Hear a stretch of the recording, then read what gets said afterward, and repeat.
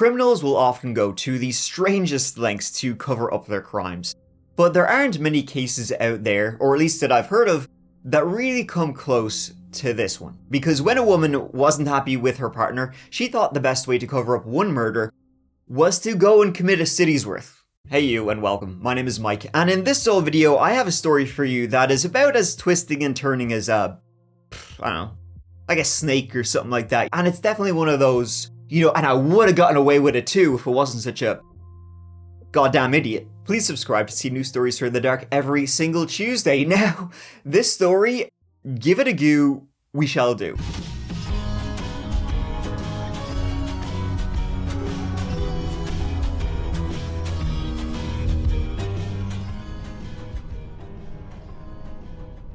This story begins at around 6:30 a.m. June 11th, 1986. Susan Snow was up with her daughter Haley it was just the start of another school day. Haley, 15 years of age, was getting ready to head into high school, while her mom, Susan Snow, 40 years of age, was heading into work at the Puget Sound National Bank, where she worked as the assistant vice president. Susan's husband Paul had already left for his own job, so Susan got up, she went into her daughter Haley's bedroom and woke her up. And then Haley went into her own bathroom to, have a shower before starting the day. While showering, Haley could hear her mom in her own bathroom just on the other side of the wall. She could hear her mom turn on the faucet, but then, after a few minutes, she heard this loud thud. At first thinking, oh man, it's like my mom fallen. But then she was thinking, I'm probably just thinking it. I'm sure she probably just dropped something big in the bathroom and it just, echoed off of all the tiles. So she paid no mind and she continued showering. She then, got out of the shower, went into her bedroom, started applying makeup before school. As Haley was doing that, though, she realized she could still hear the faucet in her mom's bathroom. That was when Haley, now slightly worried, walked out and walked into her mom's room. No one was there, but she could still hear the faucet running in her mom's, ensuite. So she opened the door and walked into her mom's bathroom and was met by just a horrifying sight. Her mom, Susan, was lying on the cold tiles in her bathrobe. The sink beside her was overflowing, but her mom looked pale. She didn't look like she was breathing much, and her eyes were wide open. It was at 6:43 a.m. that Haley called 911. The fire department, they arrived 4 minutes later. Susan was still alive, but she was gasping for breath while lying on the bathroom floor. Her eyes just completely open, but fixed, dilated. As the paramedics had a hard time working on her, and Haley saying, she had heard this bang coming from the bathroom, the paramedics were working under the assumption that she had fallen, slipped, and hit her head, on the cold tiles or something like that. But the thing was, she wasn't exhibiting any of the symptoms to go along with a head injury. Susan was rushed to the hospital, her daughter Haley followed, and Haley was soon joined by Connie Snow, her biological father, and Paul Webking, who was her stepfather and Susan Snow's second husband. Unfortunately, however, for Susan, there was nothing that could be done. Her brain was swollen, she was in a coma, and not long later, she was pronounced brain dead. She'd woken up at 6:30 a.m. 911 had been called at around 6:43 a.m., and by 11 a.m., they were saying, she's not going to make it. The doctor was asking her family, do you give us permission to switch off life support? The family, as you can imagine, it's like their life just changed in the blink of an eye. The family agreed. There was absolutely no chance, though, of recovery for Susan Snow. It started off like a Groundhog Day, like any other day, and then in just a couple of hours, everything had turned upside down. Everything's Groundhog Day until it's not, and it's always when you least expect it. The entire Susan Snow death was completely baffling to everybody. The police, they, as you can imagine, they were talking to Haley. Haley was like, she came in this morning, she was grand. The night before, we had a barbecue. Life was good. It's a summer in Washington, the state of Washington. And then she just drops dead like this. And the paramedics, as I said, they even had it was confusing for them with how to treat her. Her breathing was getting ragged and just deteriorating. It's like she was breathing, but she couldn't get enough air. Who knew her and who had been there when her life ended? I've noticed a few more grey hairs start to poke through, and more I think to myself, I should probably go to the doctor for this or that, skin, teeth, that old knee injury I suffered when I scored 10 touchdowns in one game. The usual. 2 weeks ago, I had a bad toothache, but being busy, like we all are, I started to put it off. I don't have time for this. Hopefully it will just go away and remain one of life's great mysteries. But it was determined to not go away, and so I started calling around local dentists, only to find out they were all booked up weeks in advance. And it's kind of sore now. It can be frustrating. You want to do the right thing, go to a professional instead of Googling your symptoms at like 2 a.m. But the system can feel like it's working against you with all of these obstacles in the way. We would all probably see doctors more often if it weren't such a hassle to find somebody who's available, who takes insurance, and who won't make you wait 3 weeks for an appointment. That's where today's sponsor, ZocDoc, comes in. ZocDoc is a free website that makes booking a healthcare appointment feel like less of a battle. You can search and compare high-quality, in-network doctors, read verified patient reviews, and book an appointment instantly. No awkward phone calls, no being put on hold, no stress. Whether you're looking for mental health support, dental care, eye doctors, dermatologists, you name it, ZocDoc has over 100,000 providers across nearly every specialty. And you know how important it is that when you do go see a doctor, they take the time to listen to you, rather than just ticking off the boxes and saying, you're good to go.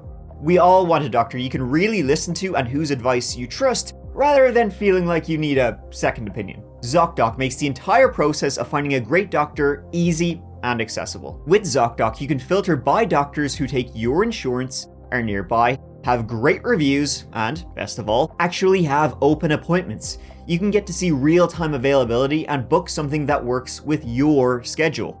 A lot of the times, it's just 24 to 72 hours out, sometimes even same day. You can see their actual appointment openings, choose a time that works for you, and click to instantly book a visit. You don't even have to talk to anyone, just book with a few clicks. Oh, and by the way, did I mention it's free? I feel like I should mention that a few times because that's pretty incredible. So, stop putting off those appointments and take care of yourself today. Go to ZocDoc.com/thatchapter or click the link in the description to find and instantly book a top-rated doctor today. That's ZocDoc.com/thatchapter. Big thank you to ZocDoc for sponsoring this video. Now let's get back to it. Susan Snow was a well-liked person in the area. She'd worked at the bank for many years. She'd even left her husband, Connie, who worked at Boeing. She'd left him to go and start dating somebody at the bank. It wasn't much of a surprise to other people who worked at the bank then that Susan Snow got a lot more promotions than everybody else who worked there too. Everybody really liked Susan. In fact, all of their clients at the bank would always specifically request Susan to like do their, kind of like banking deals or whatever it was. Connie Snow, her ex-husband and Haley's father, he had been the extremely jealous type. Like, he had tried his darndest to get back with Connie even when she started, fooling around with other people. Even, he'd work at Boeing, and on his lunch breaks, he would take it to following her around and stalking her. Seeing if she was meeting up with other men. She was meeting up with other men. And Susan Snow would later be introduced to a Paul Webking. He would be her second husband, and they were introduced by Susan Snow's eldest daughter, who now at this point was living in New Mexico. Paul Webking, her now new husband, was he's one of them interesting characters. He was a long-haul trucker, which, covering true crime, long-haul truckers they come up a little bit, they come up just a tad. And he was somebody who made an impression on every single person he met, including and especially his 3 ex-wives. Before being a long-haul truck driver, he had done sort of a little bit of everything. And now he was doing Susan. And researching into him, he's a bit of a Karen type, Paul Webking. He sort of would, demand to speak to the manager quite frequently. It seemed like overall, Paul and Susan had been pretty happy together. And, according to Haley, they'd been happy enough. So how had Susan just simply died? They couldn't explain how she had died. The autopsy of Susan Snow revealed actually not a lot, to be fair. They still didn't know how she actually died. Susan Snow, she was 40 years of age, she was not a drug abuser, relatively healthy by all accounts. The initial theory was that she had slipped in the shower and, traumatic brain injury hitting those cold, hard tiles. But speaking to Haley would be like, no. My mom always takes a shower in the evening. She never takes one before work. So she wasn't in the shower. Haley said she heard her mom walk into the bathroom, turn on the faucet, heard a loud thunk, Like, end of story. And Susan didn't have any, like, head wounds on her. I mean, she had wounds because she had fallen, but not, like, serious head wounds that would cause brain swelling and death. She had been in trouble before she hit the deck. The bathroom she had been in was examined. Her curling iron, which was in there too, that was examined. I mean, one of the possible theories was had she been electrocuted. But checking the socket, the power hadn't tripped, so there hadn't been a power surge or anything like that. It still worked fine. So it wasn't electrocution. They checked the pills and medication she had in the bathroom. There was nothing there like crazy that would have like killed her instantly. None were found in her stomach either, apart from like basically the remains of 2 Excedrin were found in her stomach, and Susan Snow took 2 Excedrins every single morning. Excedrin, you've probably taken it in your life. It's basically just aspirin and paracetamol for headaches, for migraines, and Susan Snow often suffered from headaches and migraines. The bottle of Excedrin they found was almost full, so it wasn't like she guzzled a load of them down. Now though, one interesting thing had occurred during the medical examination of Susan Snow's body. It was dismissed at the time, but now with explanations sort of coming up empty, they began to return to it. As the head doctor, was cutting through Susan Snow's skin, the assistant pathologist made a remark. As soon as the knife touched her skin and her body, opened up, she said she smelled bitter almonds emanating from Susan Snow's body. Now, the doctor couldn't smell it, but her assistant could, which was weird. The doctor, not being able to smell it, didn't notice anything. And that's the thing about cyanide. Not everybody can smell it. It's bizarre. 60% of the population can smell it. The other 40% of people, they don't carry the gene necessary to be able to detect the smell of cyanide, which I've never smelled it, but allegedly it smells like almonds, nutty. It's very like strong, bitter, nutty smell. The assistant, they had that gene, so they spoke up immediately as soon as she was able to. She detected it, and she said, "I smell cyanide. It might sound crazy, but did this woman take Tylenol?" She asked that question about the Tylenol because only 4 years earlier in Chicago, 7 people died from ingesting Tylenol that was laced with cyanide. Cyanide-contaminated Tylenol has been responsible for 3 deaths in the Arlington Heights area. Do not take Tylenol until further notice. Arlington Heights police demonstrated tonight how they have been warning residents throughout the day. And in Chicago, police notified all officers of the threat. This product may be contaminated with cyanide and should be destroyed. It was completely random. These people, they just bought Tylenol in the store and it had been poisoned.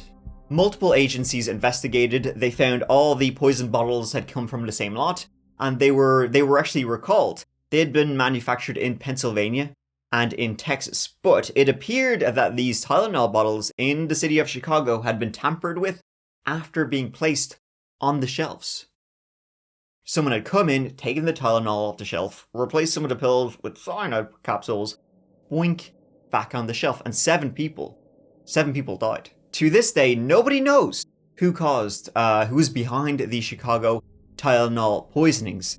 So now, a couple of years later, you have almost a very similar sort of situation starting to appear. Now, again, this was in Washington, fair distance away from Chicago, but worth looking into had Susan somehow gotten her hands on a bottle of Tylenol that had made its way all the way over. So now, with all the theories sort of being like dead ends, guess what the toxicology report showed up?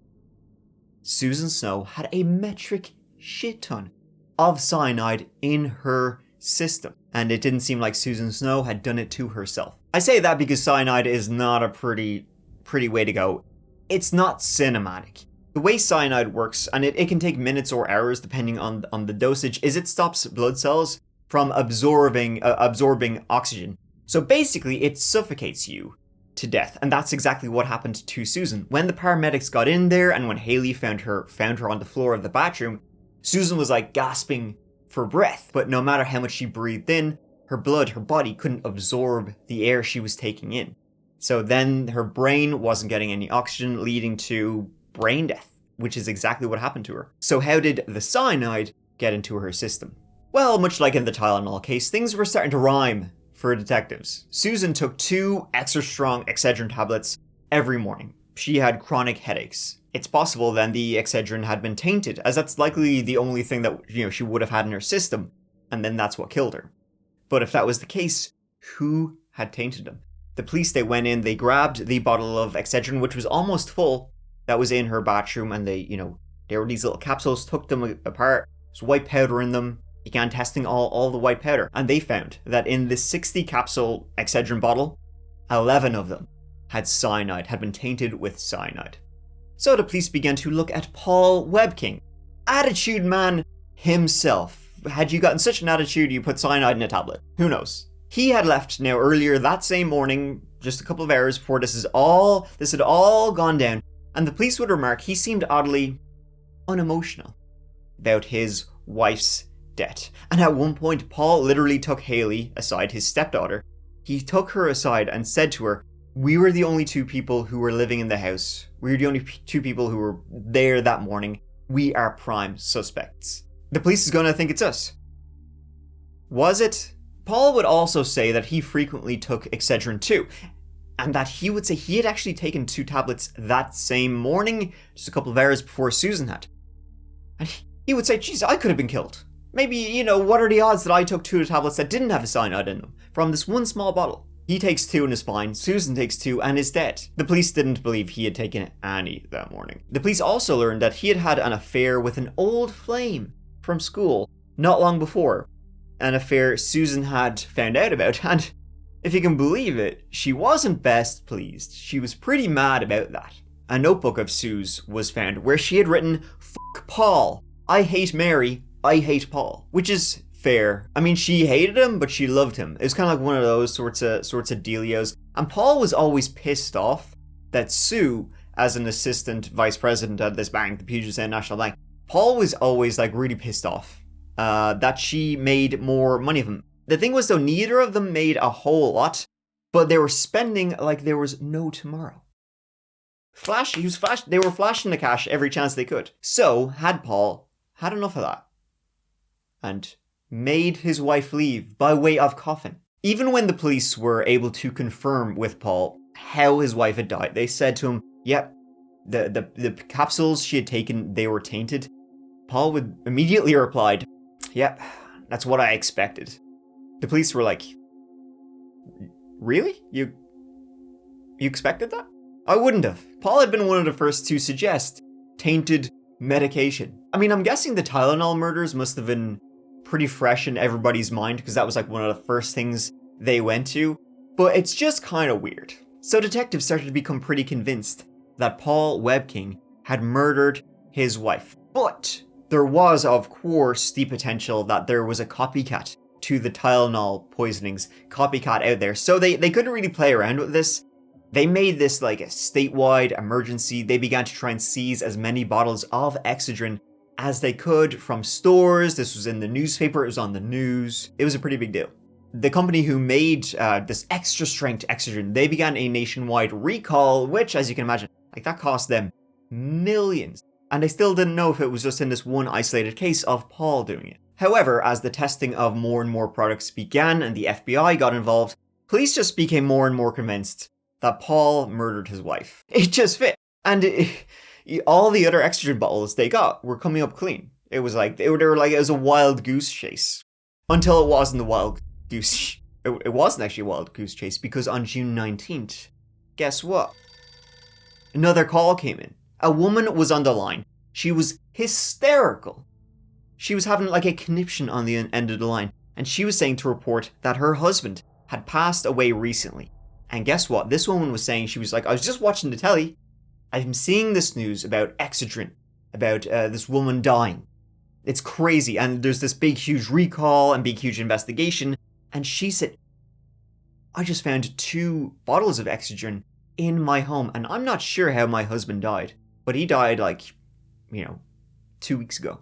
She even checked the Excedrin bottles that she'd found in her home, and they're all the same lot number as the one found in Susan Snow's house, the ones that were being recalled. So an officer drove over to where she lived, and when he met her, he was kind of thinking, She's a far cry from the hysterical woman who was just on the phone, and she kind of reeked of gin a little bit. But, you know, worth a chat to. He walked over to her place. She lived in this trailer in the middle of the woods, this like tiny little trailer where she lived by herself, and she introduced herself, and she said, "Hey, my name is Stella Nickell. Pleased to meet you." She said she had just been watching the TV and she'd seen the news report about Susan Snow, who lived in the same city, and saw the similarities between what had happened to her husband, a guy named Bruce Nickell, and Susan. And her husband had died only a couple of days before Susan had died. Now, the initial cause of death of her husband was undetermined, but they would eventually just write down his cause of death, Bruce Nickell's cause of death, as emphysema. He had been a heavy smoker, but had stopped, but it caught up with him. Stella, however, she really doubted that that's how he died. And if you'll remember, the investigators only came across the cyanide poisoning basically by accident. Stella would say that her husband Bruce, he'd been complaining about headaches a lot before he died, and he'd been taking 3 to 4 Excedrins a day for about a week. Stella gave the officer the 2 bottles that she had found in her home that had the same lot numbers, and the officer, he took them back to be tested to check if there was actually cyanide in those pills. Calls were made to the hospital where Bruce Nickell had been sent to, asking, have you tested him for cyanide poisoning? The hospital replied, no, why would we? And now he's buried in the ground. Police tested the bottles that Stella had given them, and lo and behold, there was cyanide. There were cyanide capsules in those bottles, in both of those bottles she'd given them. As Bruce's cause of death was still undetermined, a vial of his blood had been kept to continue testing. They tested that for cyanide, and it confirmed what they suspected. Bruce Nickell had died of cyanide poisoning too. He had been the first to die of cyanide poisoning, and then about a week later in the same city, Susan Snow died of the very same thing, taken in the very same form, Excedrin capsules. The police were thinking now, oh shite, we got one of them mass killers.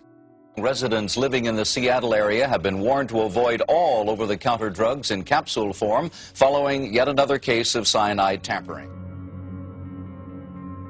On June 5th, 1986, which was 6 days before Susan Snow got up for work that morning, 52-year-old Bruce Nickell had, he'd been at work all day. He worked for the Department of Transportation. He arrived home to the trailer where he lived with his wife Stella, arrived home at like 4:50 p.m. Back from another day on the rig, back home to his beautiful wife Stella, and she was there, cooking up some grub for her hard-working man. Bruce Nickell, he got home, had a wash, sat down on the couch, munching away in his grub, and then he took 4 of those Excedrin capsules. Then Bruce went out for a walk to just gulp down some fresh air after dinner, came back inside the trailer, took a 1 step, took a 2 step, and then dunk, collapsed in front of the couch right by the television. Much like with Sue, Stella grabbed the phone, she dialed 911 saying her husband, he's on the floor, he's non-responsive, he's breathing, but he's gasping, and she doesn't know what to do. He was rushed to hospital, but he would pass away that very night. And Stella, she was much like Paul Webking. She would say too, I had just been taking capsules from that very same bottle of extra. That could be me collapsing on the floor in front of the TV. So the ruling for Bruce Nickell's death was emphysema, but Stella, she had a feeling there was something more going on here. Just didn't sit right in her head. She called the hospital again and again, asking if there'd been any update, something like that, but the doctors, they would say, we're not exactly sure how he died, but we're just chalking it up to emphysema. That was then until like 2 weeks later. Stella is flaked out on the couch. She sees a news report about Susan Snow and she's like, that's the exact same thing that just happened to my husband. Down to the very same bottle of pills coming from the very same lot.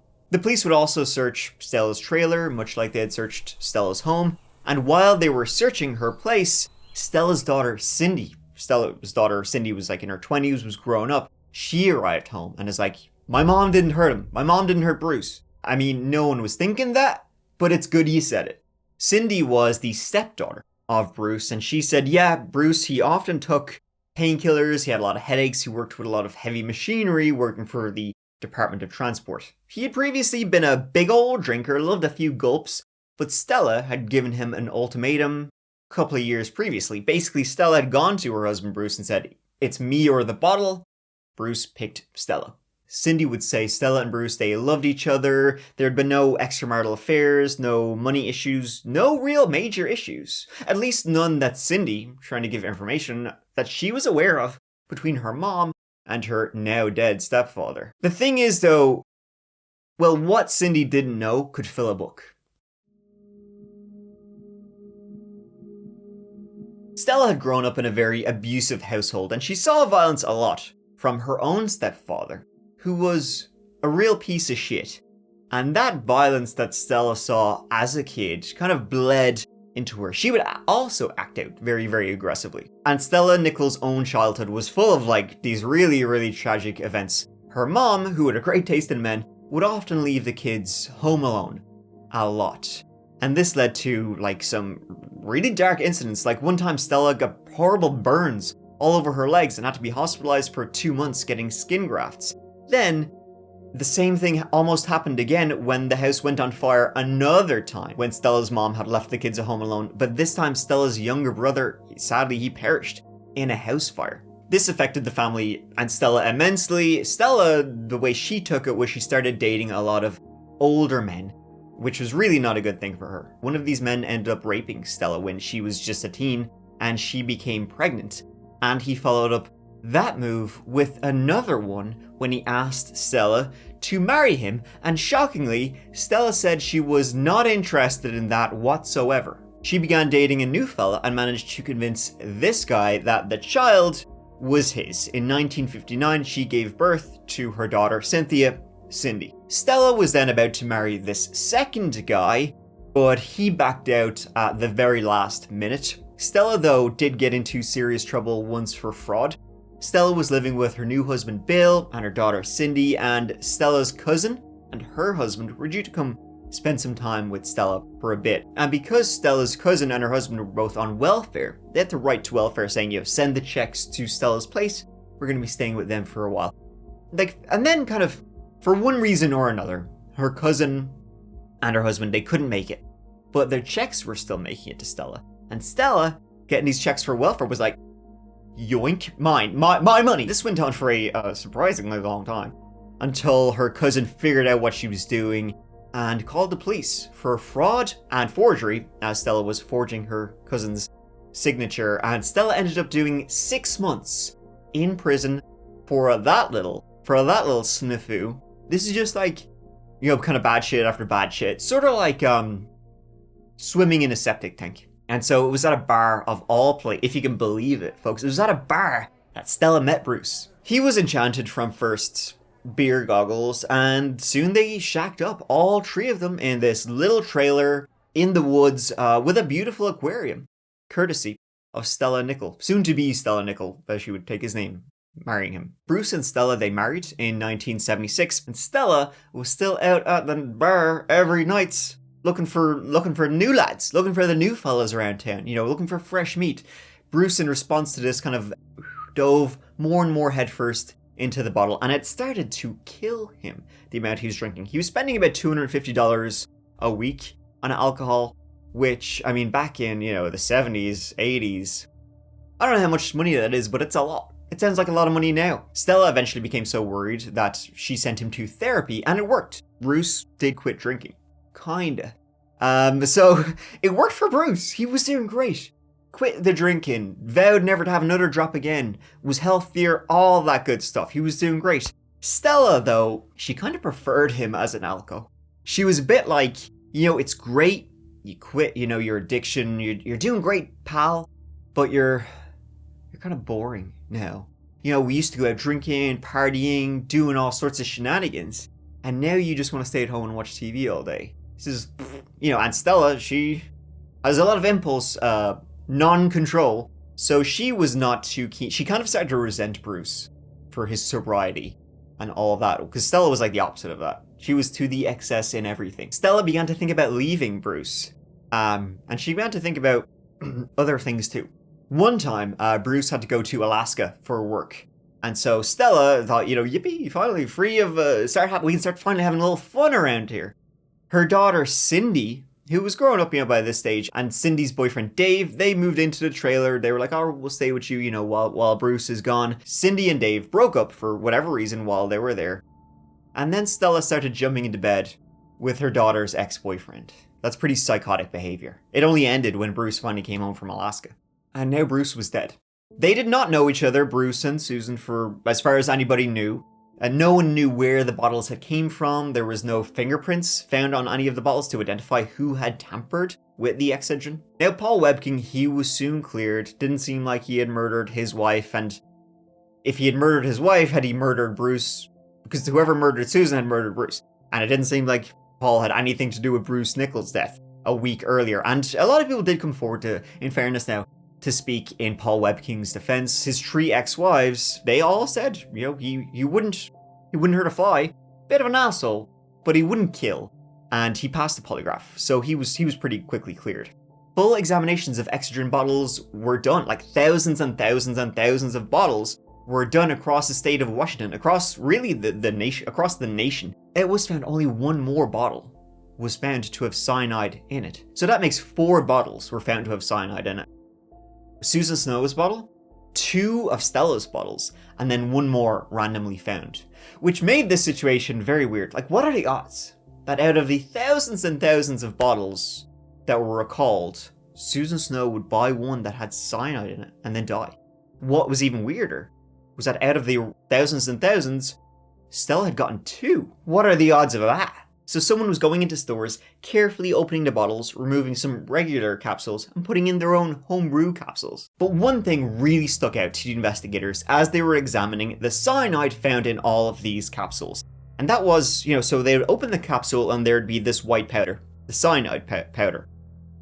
But examining it under a microscope, there was also these very tiny, teeny tiny green crystals in amongst the powder. No idea what those green crystals were, because they were not cyanide. That was something else. Likely some other residue or substance that had been, where the cyanide had been kept. They tested those green crystals and it was found to be algicide, which is, it's a formula you'd put in aquariums and fish tanks to prevent the growth of algae. And these crystals could actually be traced to a very particular brand of algicide called Algae Destroyer. It was like only that brand used that specific chemical makeup. And Stella did have an aquarium in her trailer. The police then began visiting, in Auburn, Washington, the police began visiting aquarium, pet stores, all that sort of stuff, going one by one to the employees there, asking, do you sell Algae Destroyer? And then showing pictures of people involved in the case, showing pictures of Stella. And one of the managers in one of these stores said, yeah, she's been coming in here. She buys Algae Destroyer. I don't even like stocking Algae Destroyer because it's sold in these little kind of brick type things. And if it gets moisture in it, they turn rock hard. I only sell it because she uses it. Everybody else uses like a liquid form to kill algae, but she specifically wants this brand. So he only stocks it for her. He said he spoke to Stella about it a few times. And he said that, when you're using this particular brand, this Algae Destroyer, you have to crush it down.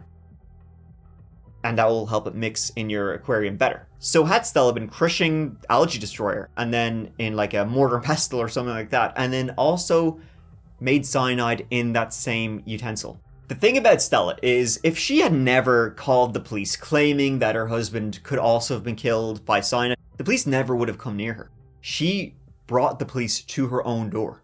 Police began to wonder if at this point, if she was involved, why had she done that? Why had she called the police, directing their attention to her? Well, if she was responsible for tainting the pills, maybe she heard about Susan Snow's death and she feared she might kill more people, so she wanted to alert the police and hopefully get those tainted bottles off the shelves. I mean, that doesn't make sense to me though. Like, if she only wanted to kill her husband, like, why put the public at risk, which would eventually kill some other Susan Snow? Like, why, if you're just trying to kill one person, why try and poison the city, essentially?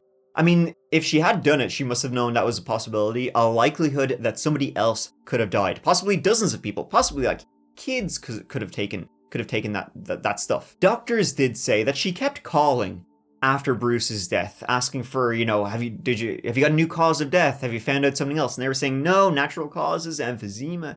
And Stella was like, that doesn't sit right with me. I feel like there's something more going on here. Maybe she felt if she kept pushing, they would discover the cyanide, and maybe then that would lead to the discovery of the poison pills in the pharmacies in the city. Well, then there's also good old...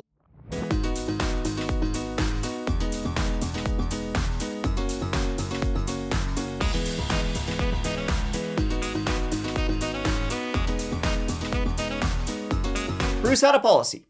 He had a work policy. That said, if he died of natural causes on the job, his wife, Stella, would get like $5,000. Something like that. But if Bruce died of accidental causes, she would get like $175,000.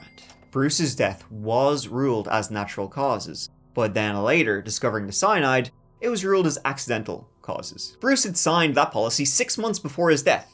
Or someone pretending to be Bruce had signed it, because the signature did not match at all. And didn't Stella have a history of forging signatures when she had committed fraud with her cousin's welfare checks? Bruce and Stella were like $20,000 in debt, actually more than that, and North Pacific Bank had a lien against their trailer, and it was demanding money back. By April of 1986, they hadn't paid any of their debts in since September. They had received one final letter demanding $2,000 in April of 1986. Stella wrote back. She wrote back to the bank saying, this is what she said. Dear sirs, I know that I am tremendously overdue with my payments. There is a good reason for it. I'm having marital problems. They are about solved, and I would like to ask if you will have faith in me, personally. Bruce is no longer involved, and I would like a chance for me to prove my worth to you.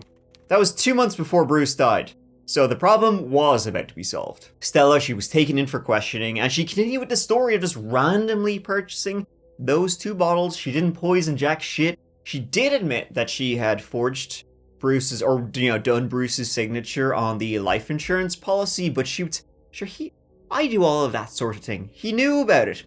Wasn't a big deal. And you know what? She just happened to have purchased those 2 poison pill bottles out of the 15,000 that were in circulation in the area. What are the odds, though, that Stella would purchase those 2? And bad luck just follows her everywhere. At first, she said she wouldn't do a lie detector test. Then she said she would, and the lie detector test found her to be, the lie detector test didn't even do that, thing. It literally just wrote out yes at the end. However, there wasn't any real evidence other than the astronomical odds of her purchasing 2 of those pill bottles and the algae destroyer that was found inside all the cyanide pills. It was basically a circumstantial look.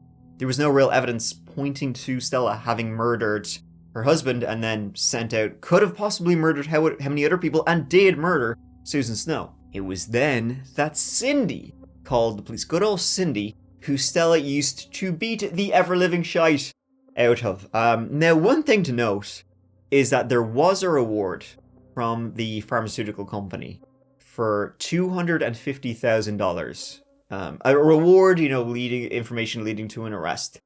So Cindy, she probably had issues with her mom, and then hearing about that money, she was licking her chops. She called up the police and said, I can tell you a couple of things about Stella. I mean, there's the fact that she used to beat the shit out of her, and then she slept with her ex-boyfriend.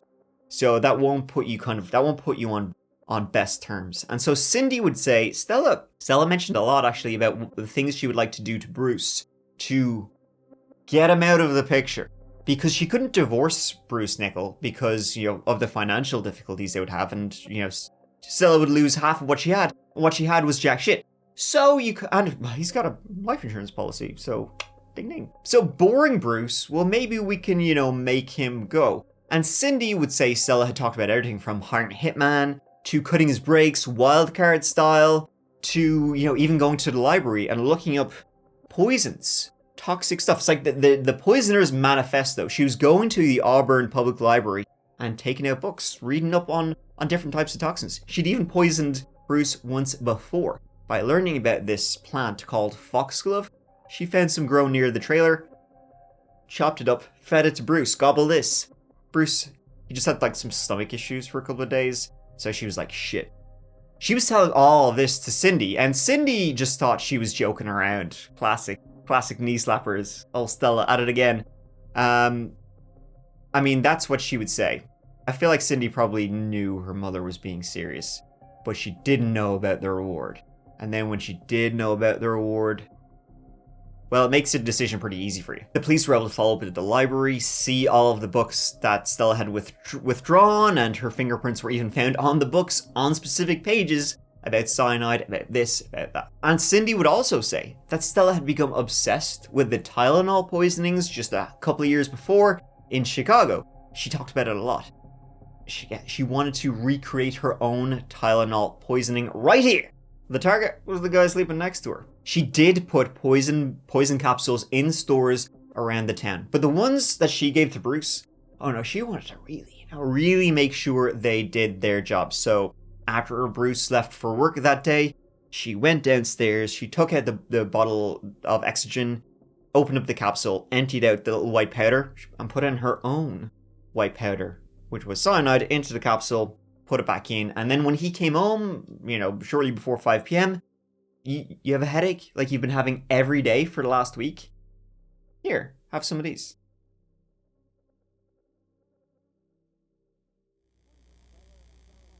"44-year-old Stella Nickell was arrested at her home without incident. Police say she's been a suspect for months, but it took until now to finish the exhaustive investigation. It is our understanding that this is the first case that has resulted in death in a product tampering case where an indictment or prosecution has resulted. It is a case that drew national attention. Excedrin capsules were pulled from store shelves. Over 73,000 of them tested for poison. Police are accusing Stella Nickell of placing cyanide in 5 packages of over-the-counter painkillers. At a preliminary federal court hearing, Nickell appeared somber and said nothing. Her trial began the following April. Cindy testified for the prosecution about the things she had heard and saw her mom do. Stella testified in her own defense, saying she loved Bruce and hadn't hurt anyone. However, at the end of the trial, Stella killed her husband and tried to cover up the murder of her husband by possibly, technically, she could have killed dozens of other people in the city.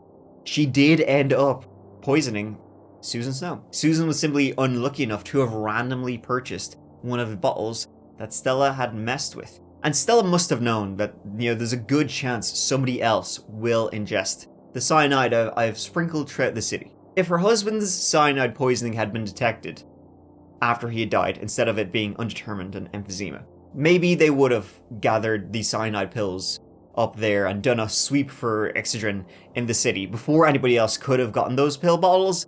But, well, when that didn't happen, Stella was very happy to sit back on her big fat ass and be like, well, some other people, kids possibly, will take it and they'll die, but sure, shit happens. The judge would ultimately sentence Stella Nickell to 2 terms of 90 years in prison. Since then, Stella has maintained her innocence. She applied for parole in 2017. That was denied. She's still in prison to this day in Dublin, California. And it appears that she's 81 years of age today. She applied for compassionate release due to her failing health in 2022. That was also denied. So, sorry, Stella. The South King County residents still clearly remember the troubling summer. In June 1986, 2 people in Auburn were killed by Excedrin painkillers laced with cyanide. This is Cairo 7 footage from the time. Triggered a nationwide recall of the Excedrin capsules and confiscation of all capsules in King County. FBI investigators eventually found out Stella Nickell poisoned the capsules to kill her husband, Bruce Nickell. Then she planted bottles with cyanide-tainted pills at multiple shops, including this Pay 'n Save in Auburn and this Johnny's grocery store in Kent. So far, she's served more than 30 years. Now, this week, a handwritten letter from Stella Nickell petitions for early release. Nickell says because of health issues related to her age, the Bureau of Prisons cannot provide her with the medical care that she needs. She writes, "I believe I qualify for compassionate release." This is the first time Nickell is admitting to the crimes. In Nickell's petition filed with the U.S. District Court in Seattle, she says, "I truly and sincerely regret being responsible for the loss of those 2 precious lives." And there you have it. That is the story of Stella Nickell and the Excedrin poisonings in Auburn, Washington. Stella literally killed her husband because he was too boring for her. That was the most That was the motive behind this horrifying murder. He just wasn't any crack anymore. He was boring as shite. So, I guess he's gotta go. But I do want his money. So let's just figure this out. Let's just make it up as we go along. And then she had to call the police, bringing them literally to her door. I mean, it's boring and greed, because she still would have gotten a percentage of the life insurance policy if they thought he had died of natural causes. But nope, she wanted the full thing, and so she brought the police to her door. If she hadn't done that, they wouldn't have found that she had an aquarium. They wouldn't have found all of these other things that ultimately led to her arrest. But, fellas, out there, she killed because her husband was boring, so lesson learned. And because she testified against her mom, Cindy got $250K, so make of that what you will. Thank you so much for watching, folks. I hope you enjoyed this old video. It was quite the something. It was quite the something. As always, if you're looking for more of That Chapter, there's the That Chapter Patreon for $2 a month to get early access to all videos and Patreon exclusive videos, Patreon Discord, and you can check out the That Chapter podcast, which has a brand new shampoo podcast exclusive episode. Podcast only episodes are out every single Monday, available for free on all podcast platforms. So do yourself a favor and give it a go, or not really. I mean, you know, do what you like. I'm not the boss of you. You just take care of yourselves. That's the only thing I ask. Take care of yourselves and each other. Because I love you. Mike out.